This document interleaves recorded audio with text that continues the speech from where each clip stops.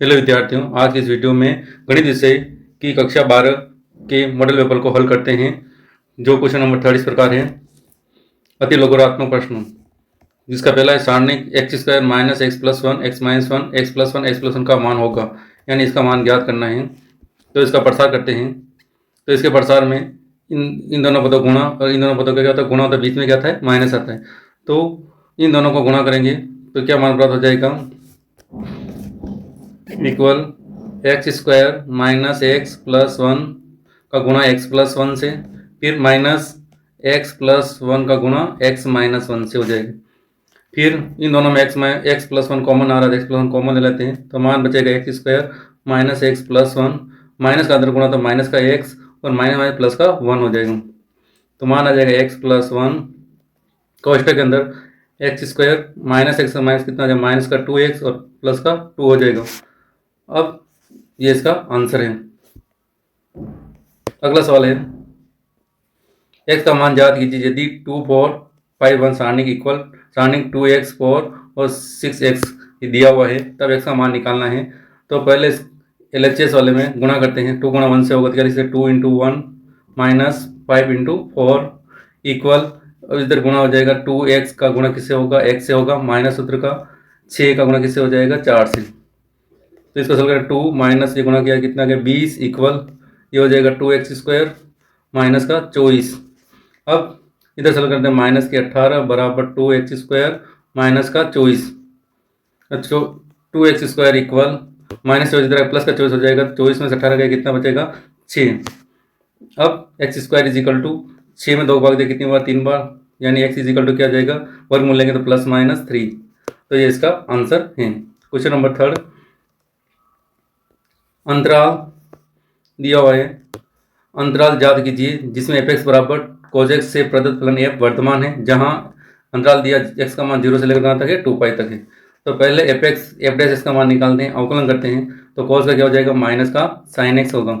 अब पहली कंडीशन, प्रत्येक 0 से पाई में साइन एक्स का मान क्या होता है, 0 से बड़ा होता है। अब यहाँ क्या आ रहा है, माइनस है, दोनों तरफ माइनस से गुणा करेंगे तो क्या हो जाएगा, माइनस का साइन एक्स, और चिन्ह परिवर्तन इधर इस प्रकार आ जाएगा। अब माइनस साइन एक्स जगह क्या लिख सकते हैं अपन, एफ डैश एक्स छोटा है 0 से, तो ये क्या आ गया, एफ डैश का 0 छोटा है, यानी फलन क्या है, हास्यमान है। तो अंतराल 0 टू पाई में फलन क्या है, हास्यमान है। ठीक है, इसमें फलन अपन को क्या करना, फलन क्या वर्तमान है। तो इसी प्रकार सेकंड कंडीशन, प्रत्येक पाई से 2 पाई में साइन एक्स का मान क्या होता है, 0 से छोटा होता है। आप दोनों तरफ माइनस से गुणा करेंगे तो क्या देगा, माइनस का साइन एक्स, चिन्ह परिवर्तन इस तरह ग्रेटर देन 0 हो जाएगा। अब माइनस साइन एक्स का मान है, एफ डैश एक्स का मान है, एफ डैश बड़ा है 0 से, तो एफ का मान 0 से बड़ा, तो फलन क्या कहलाता है, वर्तमान कहलाता है। अतः कौन से अंतराल में, पाई से लेकर 2 पाई में फलन क्या है, वर्तमान है। तो अंतराल क्या आ गया, फलन किस अंतराल में फलन वर्तमान है, तो पाई से लेकर 2 पाई तक में फलन क्या है, वर्तमान है। अगला सवाल है, किसी उत्पाद की एक्स इकाई को की विक्रय से प्राप्त कुल आय आर एक्स रुपयों में आर एक्स बराबर 13x square plus 26x plus 15 से प्रदत्त है। सीमांत आय याद कीजिए जब एक्स बराबर कितना दिया हो, 7 दिया हो। तो आर एक्स दिया हो तो आर डैश एक्स निकाल लेते हैं, अवकलन करेंगे। तो आर डैश एक्स स्क्वायर आ रहा है, तो 13 गुणा 2 होगा, तो क्या होगा, 26x हो जाएगा, प्लस 26x का अवकलन क्या हो जाएगा, 26 हो जाएगा, एक सब अवकलन करें, और 15 अचानक इसका 0 हो जाएगा। अब क्या निकालने, सीमांत आय। तो सीमांत आय क्या हो जाएगा, एक्स बराबर कितना रख देंगे अपन, एक्स इक्वल टू 7 रख रहे हैं। तब R dash 7 equal 26 into 7 plus 26 हो जाएगा, इक्वल, तो ये हो जाएगा, गुणा करेंगे तो 182 प्लस 26, इन दोनों को जोड़ लेंगे तो ये आ जाएगा 8, और ये हो जाएगा 10, और फिर आ जाएगा 208 रुपये। तो सीमांत आय कितनी प्राप्त होगी, 208 रुपये प्राप्त हुई। अगला सवाल है, समाकलन, यहाँ सवाल में मिस्टेक है, समाकलन दिया हुआ इस प्रकार का, समाकलन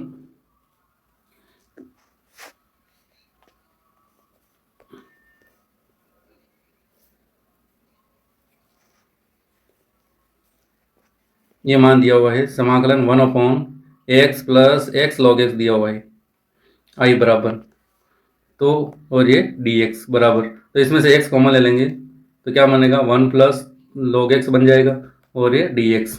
अब 1 plus log X is equal to T मानते हैं, अवकलन करने पर तो क्या आ जाएगा 1 का 0 लॉग एक्स का क्या हो जाएगा 1 upon X D X is equal to D T हो जाएगा।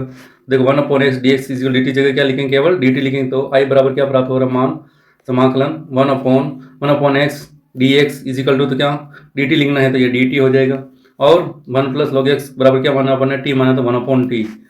अब 1 अपॉन टी का समाकलन करना है तो मान प्राप्त हुआ था समाकलन 1 अपॉन टी डी टी।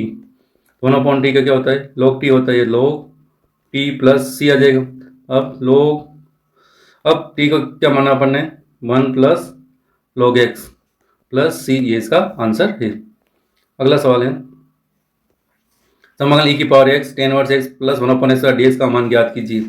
तो यहाँ सूत्र लगेगा समाकलन e की पावर x कोष्टक f x plus f dash x D x equal सूत्र होता है e की पावर एक एफ एक्स प्लस सी होता है।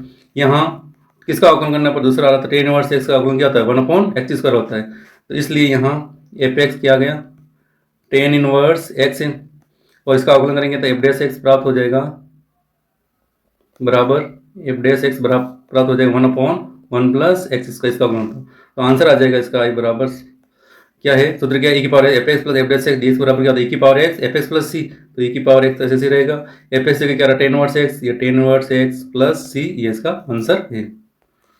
अगला सवाल है चार कोटि वाले किसी अवकल समीकरण के व्यापक हल में उपस्थित श्वेत अचरों की संख्या ज्ञात है। श्वेत अचरों की संख्या जितनी कोटि होती है उतने श्वेत अचर होते हैं, तो यहाँ कितने हैं 4 हैं, तो श्वेत अचरों की संख्या भी कितनी होगी यहाँ 4 होगी।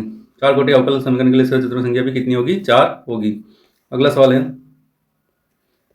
सदिश ए 2i प्लस 3j प्लस के अनुदिश मात्र सदिश ज्ञात कीजिए, यानी मात्र सदिश ज्ञात करना है। तो मात्र सदिश क्या होता है ए केप इक्वल सदिश बटा सदिश का मापांक, ये मात्र सदिश का सूत्र होता है। तो सदिश तो ऐसे लिखेंगे तो 2i प्लस 3j प्लस के, और इसका मात्र यानी रूट 2 का स्क्वायर प्लस 3 का स्क्वायर प्लस 1 का स्क्वायर, तो मान प्राप्त हो जाएगा 2i प्लस 3j प्लस के बटा रूट 2 का वर्ग 4, 3 का वर्ग 9 और 1 का वर्ग 9 1 10, 10 और 4 14 रूट 14, तो मात्रा सदिश प्राप्त हो गया है ए के बराबर ए सदिश बटा ए का मापांक, तो आंसर है 2i प्लस 3j प्लस के बटा रूट 14, ये इसका आंसर है। अगला सवाल है x तथा y के मान ज्ञात कीजिए ताकि सदिश 2i प्लस 3j और xi प्लस yj समान हो। समान यानी दोनों क्या है बराबर है, दोनों सदिश बराबर रखेंगे तो क्या है 2i plus 3j equal xi plus yj हो जाएगा। समान है तो उनके संगत घटक भी समान हुए, यानी i का गुणा i के बराबर, यानी x बराबर कितना है 2, y बराबर क्या है 3, तो x और y के मान क्या है 2 और 3 है, तो दो सदिश समान होंगे उनके यदि उनके संगत घटक भी समान हों। अगला सवाल है दो सदिशों